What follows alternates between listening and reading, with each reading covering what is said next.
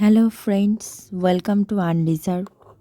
সকলেই নিশ্চয়ই দেখেছো যে আন্দোলনটা যে সংগঠিত করা হয়েছিল একটা নির্দিষ্ট ডেটে, সেটা ছিল 21শে নভেম্বর। কিন্তু কিছুটা কারণবশত 21শে নভেম্বরের ডেটটা কিন্তু চেঞ্জ করে দেওয়া হয়েছে এবং নতুন যে ডেটটা হয়েছে সেটা হচ্ছে 20 নভেম্বর। সময় সকাল 11টা আছে, আর শিয়ালদা থেকে ধর্মতলা যেমন ছিল সেই রকমই কর্মসূচিটা আছে। এবার এখানে অনেকের মনে অনেক রকমের প্রশ্ন আসছে যে কেন এরকম ডেটটা চেঞ্জ করে দেওয়া হলো। আমরা তো 21শে নভেম্বর যাব ভেবেছিলাম, 20 নভেম্বর করতে অনেকের সমস্যা হচ্ছে। তো এবার এই একটা বিষয় আমি এই ভিডিওটার মাধ্যমে বলবো। দেখো, একটা আন্দোলনকে পুরোপুরিভাবে ঠিকঠাক মেনটেন করার জন্য তো কিছু প্রসিডিওর আছে, নিয়ম আছে। তো সেই নিয়মগুলো অগ্রাহ্য করে তো আমরা পারি না একটা আন্দোলন করতে। এবার এই আন্দোলনটায় ওয়েস্ট বেঙ্গলের প্রত্যেকটা প্রান্ত থেকে, প্রতিটা জেলা থেকে কিন্তু ছেলেমেয়েরা আসবে, এসে এক জায়গায় সংগঠিত হবে। তো সেখানে পারমিশনটা কিন্তু প্রচণ্ড গুরুত্বপূর্ণ। পারমিশন ছাড়া কিন্তু আন্দোলন করা যাবে না, আবার কলকাতার মতো রাজপথে। 21শে নভেম্বর পারমিশন দেয়া হয়েছিল, কিন্তু 21শে নভেম্বর আছে সিজিও যে কমপ্লেক্স আছে সেই কমপ্লেক্সটা ঘেরাও কর্মসূচি। তো ওখানে কিছু পুলিশ লাগবে। এবার এখানে যে আন্দোলনটা হবে সেই আন্দোলনটাকে ঠিকভাবে সুষ্ঠুভাবে পরিচালনা করার জন্য তো পুলিশ দরকার, কারণ আমাদের এটা হবে শান্তিপূর্ণ আন্দোলন। তো সেক্ষেত্রে লালবাজার থেকে কল করা হয়েছিল এবং জানানো হয়েছে যে আমরা যাতে অন্য দিনে আন্দোলনটা করি। এবার আন্দোলনটাকে পিছিয়ে নিয়ে গেলে আবার বিভিন্ন রকমের সমস্যা দেখা যাচ্ছে, তাই দিন ঠিক করা হয়েছে আন্দোলনটাকে একদিন যদি আগিয়ে নিয়ে আসতে পারি। এবারে কিছুজন প্রশ্ন করছে যে আন্দোলনটাকে পিছিয়ে নিয়ে গেলে কি সমস্যা। আন্দোলনটাকে পিছিয়ে নিয়ে যাওয়া যেত, কিন্তু উপনির্বাচনের রেজাল্ট আছে। এবার পুরো যে বিষয়টা মানে সংবাদ মাধ্যমে যেটা দেখানো হবে সেইটা কিন্তু পুরোপুরি ফোকাস করবে উপনির্বাচনকে কেন্দ্র করে, মানে এই আন্দোলনের উপরে কোনো ফোকাসই হবে না। এবার তারপরে যদি আরও পিছিয়ে নেওয়া যায়, ওই উপনির্বাচনের যে রেজাল্ট আছে ওই জায়গাগুলোতেই কিন্তু হাইলাইট করা হবে।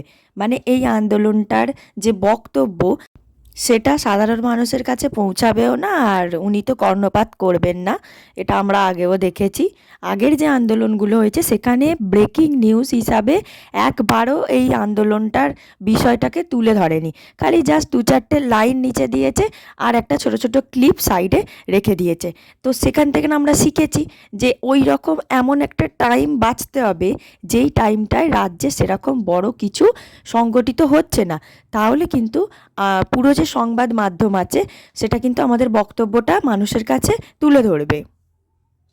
এবারে আন্দোলনটা যে এগিয়ে আনবে তাতেও সমস্যা, কারণ রাজ্য জুড়ে পিএসসি ক্লার্কশিপের এক্সাম আছে, আর অনেকেই আছে যারা দুটো এক্সাম কমন দেয়, পুলিশও দেয় এবং ক্লার্কশিপেরও এক্সাম দেয়। তাই এগিয়ে আনা আর কোনোভাবেই সম্ভব নয়, তাই এই 20 নভেম্বর ডেটটা কিন্তু ঠিক করা হয়েছে। এবার তারপরেও কিছু জনের অনেক সমস্যা হচ্ছে, বিশেষ করে যারা উত্তরবঙ্গ থেকে আসছে তাদের জন্যও ব্যবস্থা করা হচ্ছে যে তারা কিভাবে আসবে। আপৎকালীন টিকিটে তো টাকাটাও অনেকটা বেশি, সেদিকটাও কিন্তু লক্ষ্য রাখা হচ্ছে। তো সমস্ত বিষয়গুলো মাথায় রেখেই কিন্তু ডেটটা ঠিক করা হয়েছে। এই যে ডেটটা ঠিক করা হয়েছে এই ডেটে কিন্তু সকলে আসার চেষ্টা করো। আমরা ভাবছি যে কেন হুট করে ডেটটা আগিয়ে দেয়া হলো, অ্যাডমিনদের কোনো রেসপন্সিবিলিটি নেই। আমরা কিন্তু পুরোপুরিটা কারোর উপর চাপিয়ে দিতে পারি না। সবটাই হয়েছে যে সমস্যা চলছে এখন তার উপর ভিত্তি করে। কিছু তো করার নেই, জোর করে তো কোনো কিছুটা হবে না। তাহলে ভাবো, আমরা শুধু আন্দোলনটায় যাব তাতেই আমরা এত বিরক্তি প্রকাশ করছি, তাহলে যারা আন্দোলনটাকে পুরো অর্গানাইজ করছে, পুরো সম্পূর্ণভাবে মেনটেন করছে, তাদের তাহলে কত রকমের সমস্যা ফেস করতে হচ্ছে। অলরেডি তো প্ল্যাকার্ড হয়ে গিয়েছিল 21শে নভেম্বরের, কিন্তু সেই জায়গাগুলো চেঞ্জ করা, আরও অনেক বিভিন্ন কাজ আছে। তো আমরা কারোর উপর কিন্তু এইভাবে দোষ দিতে পারি না, আমরা এটাকে মেনে নিয়েই এগোবো। চেষ্টা করব 20 তারিখে সকলে আসার।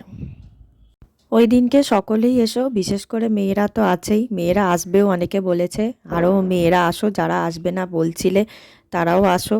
21 তারিখেরটা 20 নভেম্বর হয়ে গেছে, কিছু করার নেই, 20 নভেম্বর আসো।